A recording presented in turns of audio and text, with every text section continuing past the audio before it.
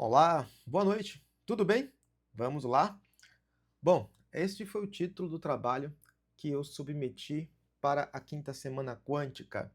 Atividades e jogos em física de partículas, um mapeamento em busca dos jogos epistêmicos. Eu sou Paulo Vicente, sou professor de física do IFBA Campus Simões Filho e atualmente estou como doutorando no programa de pós-graduação em difusão do conhecimento. Então, esse trabalho, vamos dizer assim, é uma parte da minha pesquisa. Então, eu quero começar contextualizando. O CERN, que é o Centro Europeu para a Pesquisa em Física Nuclear, promove diversas atividades de divulgação científica, tentando introduzir a física de partículas já no nível médio. Aqui no Brasil, nós temos a Escola de Física CERN, que envolve professores do Brasil e professores de língua portuguesa. Mais de 300 já foram participar do evento. E acontece também as masterclass em física de partículas dentro das escolas, mas ainda no âmbito da divulgação científica. O ensino regular, ele tem por objetivo a aprendizagem sistemática.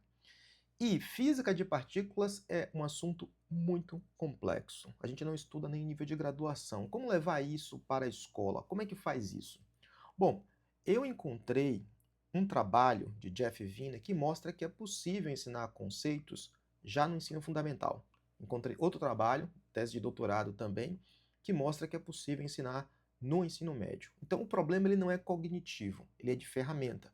E aí eu comecei a buscar quais ferramentas eu poderia utilizar. No título tem jogos epistêmicos. Isso causa uma confusão. O que é jogo epistêmico? Bom, um jogo epistêmico ele é uma espécie de framework desenvolvido por Schaffer. E ele defende o seguinte: um jogo epistêmico ele não vai ensinar sobre a profissão.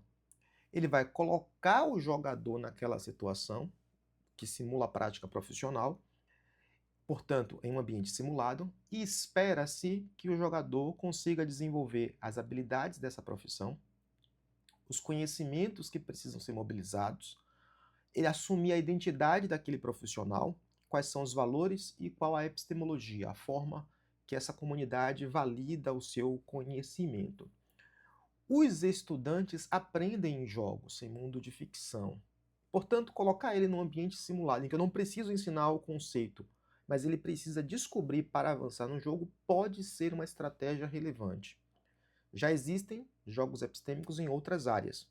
Este mapeamento me mostrou que não existe, ou pelo menos eu não encontrei, isto em física de partículas. É isso que eu vou pesquisar no doutorado e, portanto, o mapeamento envolveu buscar jogos e atividades que têm algo como um jogo epistêmico, portanto, que envolve essas habilidades que eu coloquei aqui, beleza? Metodologia. Admito, usei a busca avançada do Claude e pedi que ele explorasse por iniciativas envolvendo jogos e atividades ligados ao CERN. CERN e institutos associados. Ele mapeou mais de 1000 itens e trouxe para mim 74. Eu cliquei nesse 74, tentando identificar aquilo que poderia ser de meu interesse. Boa parte de sites de divulgação, fui descartando e encontrei 33 iniciativas ativas. Dessas 33, eu não tinha como analisar tudo, eu escolhi 13 iniciativas. Então, aquilo que era muito simples, jogo de pergunta e resposta, não me interessava, então eu fui descartando. Desse descarte, então, sobraram 13.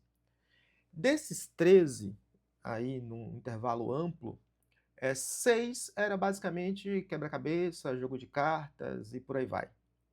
Alguns jogos digitais, inclusive um brasileiro, Sprace, que é um jogo bom, mas ele é uma espécie de jogo de nave que você vai atirando nas partículas e capturando as partículas para guardar na nave.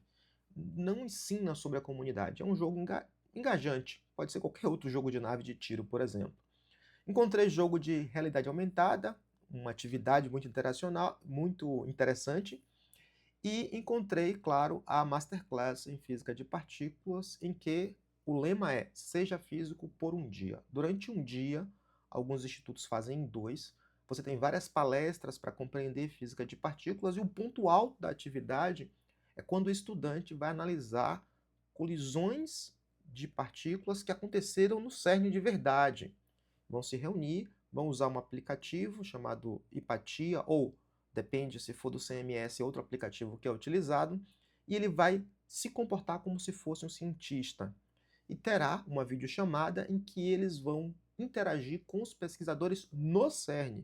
Então, não importa em que lugar do mundo ele esteja, terá uma videochamada no CERN. Esse evento já aconteceu parcialmente lá no IFBA Simões Filho, somente a parte da videochamada. Não teve a preparação sobre isso. Bom, o que é que eu observei? Os jogos, de um modo geral, eles são mecânica de jogos. Não envolve analisar dados, não envolve analisar física. Muitos deles você precisa aprender para poder jogar, ou vai decorar os nomes durante o jogo. Já no caso de um jogo epistêmico, a ideia não é essa. A ideia é que você pense como um físico, é que você assuma a identidade de um físico. E isso é uma parte dos jogos não encontrei. Se encontrar, por favor, manda para o meu e-mail.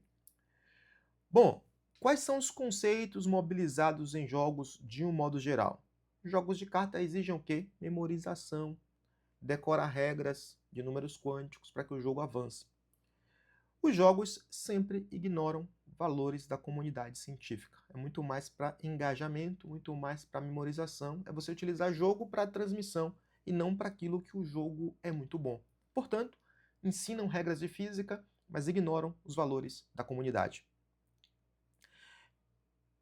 O que é um RPG? Um RPG ele é um jogo de representação de papéis. Você assume uma personalidade. Então, Schaffer, quando estabeleceu o frame epistêmico, ele disse lá, logo no resumo, que o RPG, ou roleplay, um jogo de interpretação, é a modalidade ideal para você tentar desenvolver isso. Por quê? Na criação do personagem, você assume uma identidade. Quando você precisa resolver missões, você precisa desenvolver habilidades. Você precisa pesquisar e mobilizar conhecimentos. Você precisa ter valores na hora de interagir ali dentro das regras sociais daquela comunidade. E você precisa tomar decisão e validar, portanto, epistemologia. Então, Schaffer já coloca lá que o RPG é o jogo é o tipo de jogo mais eficiente para mobilizar um jogo epistêmico. Ele chama de Epistemic Game, para Epistemic Frames. É o nome do artigo que você vai encontrar nas referências aqui. É só você baixar o resumo completo. Qual é a grande exceção? International Masterclass. Não é um jogo, é uma atividade. E nessa atividade existe o ponto alto. No ponto alto, os estudantes são físicos por um dia. Vão analisar dados reais do CERN. Portanto, precisa ter uma identidade muito clara, você é um físico por um dia, a epistemologia dos físicos, desenvolver as habilidades, desenvolver os conhecimentos, tá? Existe ali uma limitação que é estrutural, porque não é um artefato autônomo. Eu não considero, na verdade, uma limitação, tá? Não é autônomo, ele é colaborativo. E a ciência é feita de forma colaborativa. Portanto, eu até pensando agora, eu melhoraria esse gráfico, porque isso não é um ponto fraco.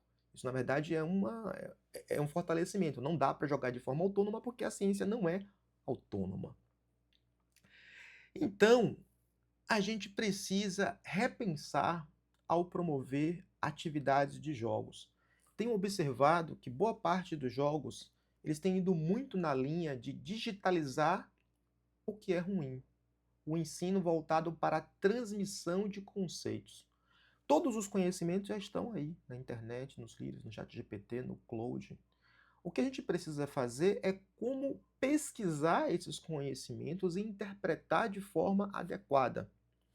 Então, jogos casuais de divulgação é o mais comum em praticamente todas as atividades, inclusive em mestrados profissionais, mestrados, todo mundo quer desenvolver um jogo casual. No entanto, um artefato epistêmico que você precisa desenvolver valores da comunidade, não são tão comuns assim, porque dá trabalho elaborar, dá trabalho analisar a quantidade de dados que ele gera. Produzir algo que o aluno vai jogar e acabou é fácil. A Masterclass consegue fazer isso, tá? Consegue fazer isso, mas por um tempo limitado, no máximo 2 dias. Então, ao longo da pesquisa, portanto, nos próximos 2 anos, a minha missão é projetar um artefato digital. Sobre ser autônomo ou não, aqui há ainda uma divergência, tá? Meu orientador deseja que seja autônomo para alcançar o maior número de pessoas possível. Eu acho isso interessante. Eu acho que isso é possível. Mas eu também acho que é necessário que seja coletivo. Portanto, já adiantando aqui o meu trabalho de tese, ele vai funcionar em dois caminhos. Haverá missões que você pode percorrer de forma autônoma, mas haverá uma missão que você precisa fazer isso de forma coletiva. Bom, se você quiser saber um pouco mais sobre o trabalho, você vai ler o resumo completo, vai me seguir nas redes sociais, porque tudo que eu projetar para o RPG vai ficar disponível. E olha que eu já fiz a oficina aqui, que foi muito legal. Quem participou da oficina pôde perceber isso, eu acredito que foi legal. A ideia é de você aprender a pensar como um físico de partículas. Grande abraço. Tchau.